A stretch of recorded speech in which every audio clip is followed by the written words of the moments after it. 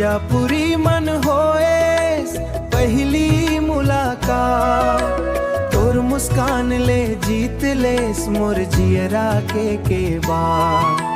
गौतम सिंह हो के सपना बस गे हंसते, तोर संजिए बर अब मन तरसत है दिन रात। हाथ में हाथ धर के चलबो जिंदगी भर संग, माया के कहानी लिखबो रहिबो हमेशा एक रंग। हाथ में हाथ धर के चलबो जिंदगी भर संग, माया के कहानी लिखबो रहिबो हमेशा एक रंग।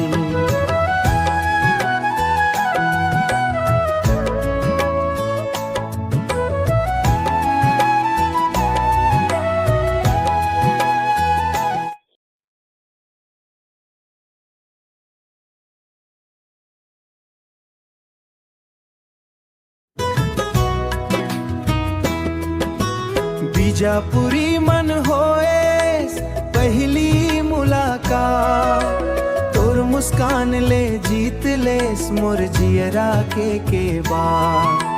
गौतम सिंह हो के सपना बस गे हंसते, तोर संजिए बर अब मन तरसत है दिन रात। हाथ में हाथ धर के चलबो जिंदगी भर संग, माया के कहानी लिखबो रहिबो हमेशा एक रंग। हाथ में हाथ धर के चलबो जिंदगी भर संग, माया के कहानी लिखबो रहिबो हमेशा एक रंग। हाथ में हाथ धर के चलबो जिंदगी भर संग, माया के कहानी लिखबो रहिबो हमेशा एक रंग।